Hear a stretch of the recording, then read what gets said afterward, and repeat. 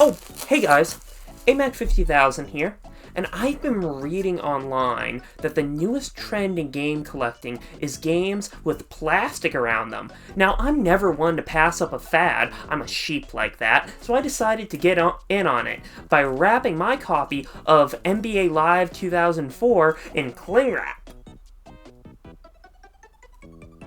This is where society is right now. Video game collecting is the second best form of birth control. This is a hobby that's been around for a while now, and it's attracted a small but passionate community. However, to many people on the outside, collecting games might seem like a rather mundane and boring activity. After all, what's involved? You go to the store, buy the game, play the game, put the game on a shelf. But the gaming rabbit hole goes so much deeper than that. Thing about video games is there's a lot of them, and some of them are almost half a century old at this point, so you can't just find them in-store or online. Collectors will often go to flea markets or travel across the country just to find the games they're looking for at a decent price. In addition, there's tons of varieties among collectors. People collect games in so many different ways. There's people that focus on a specific developer or console, there's in-box collectors that try and find the games with their original box and manual, there's people that'll collect variants of a game's label, there's people that will just try and find the weirdest and wackiest gaming stuff out there, and there's even game preservationists that seek out, document, and preserve lost games, gaming merchandise, and all gaming-related media. All the ways that people collect games seem super cool to me, and I completely understand the appeal of all of them. Okay, well, almost all of them. Sealed game collecting is when you buy games that have never been opened and still have the seal or plastic wrap on them, then you never open them. Oh. Yeah, I'm not really into this.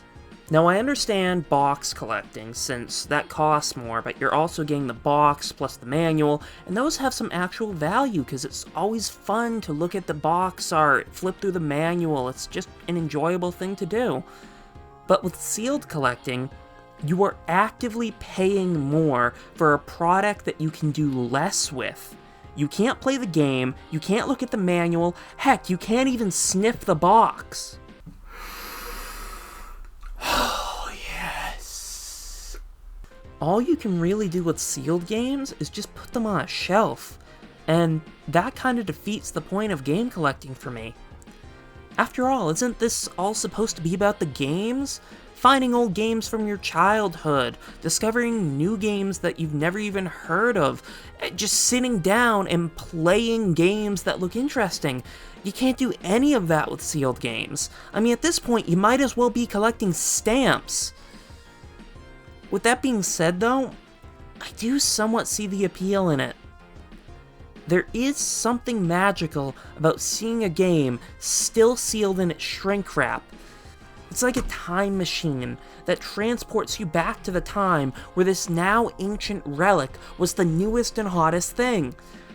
Nostalgia is a powerful force, and if sealed games invoke that in some people, then I can't really see anything bad about collecting them.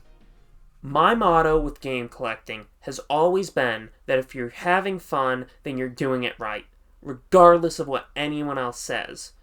Who cares if I, as a person, don't like sealed game collecting? I'm not going to tell sealed game collectors to stop collecting sealed games, and I'm certainly not going to tell them that they're less of a collector for doing so. As long as they're enjoying it and having fun with it, then, honestly, in my opinion, shouldn't matter much more than it usually does. And besides, once we're done with sealed game collecting, it's not like there's another aspect of video game collecting that I find even dumber. I mean, that would be... Oh yeah, that's right. Graded games are stupid. For those that are unfamiliar with the concept, there are companies out there that will grade and encapsulate your games for you.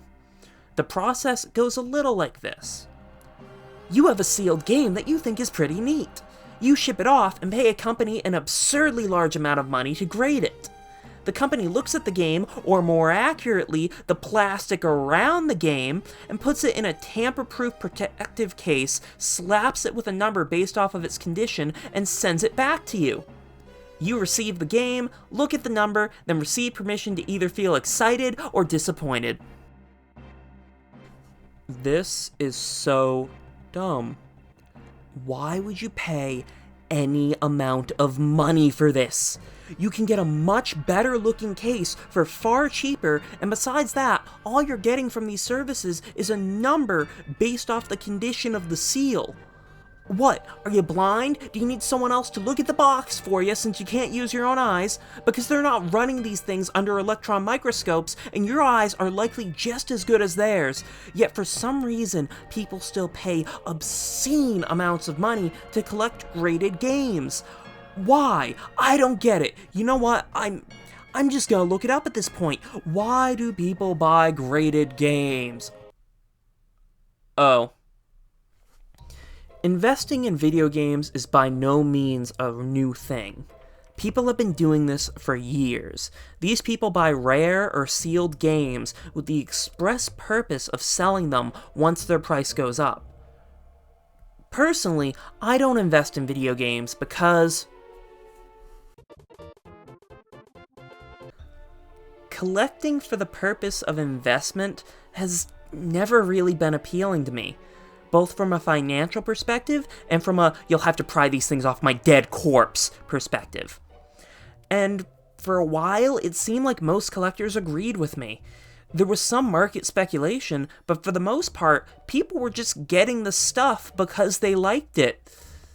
That was until 2019, when Wata Games entered the fray.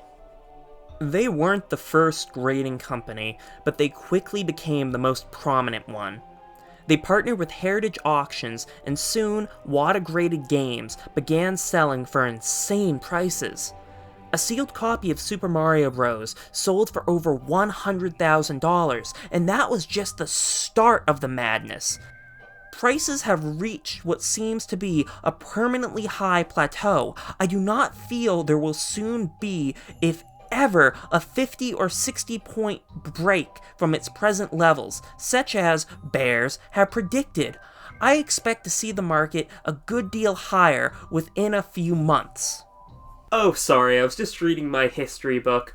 Irving Fisher said that in 1929, and you know, he seems like an educated fellow, so I trust him. Now on to the next chapter, the 1929 stock market crash. Oh no.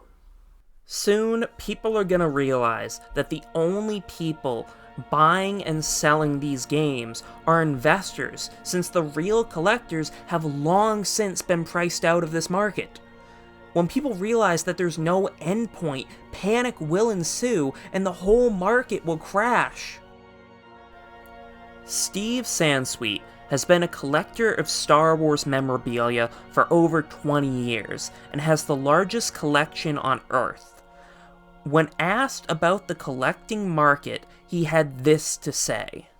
You always have to figure to buy what you love. Because if you start buying things like, oh, I'm going to make a lot of money on baseball cards or comic books, everybody's thinking the same thing and the market collapses. Can't beat the market. Buy what you love. This is some of the best wisdom I've heard, not just for video game collecting, but for all collecting. Whenever you buy something, ask yourself, if this becomes worthless tomorrow, will I still be glad that I have it? If that sealed Zelda drops to nothing, will you still think it's cool? If that graded Mario 64 becomes unsellable, will you still look at it on your shelf and feel a sense of joy? If your entire collection became worthless overnight, will you still be glad that you're a game collector? I would be. And I know many other collectors out there that feel the same way, because it's not about the money to us. It's about the thrill of the chase, the people you meet along the way, the community that you're a part of. But above all that, it's about the games. These small discs and carts that have brought us so much joy over the years. But if sealed or graded games are what ignite your love of gaming, then go for it. And if you don't care about sealed or graded games, then don't collect them. One thing we as a community often tend to fall victim to is gatekeeping. Oh, you're not a real collector if you don't collect sealed games, man. Or, oh, if you have graded games, you're in it just for the money. This exclusionary attitude hurts the community more than any auction house ever could. But I still gotta eat. So bidding starts at 10K. Who wants it? I honestly was not expecting that to work.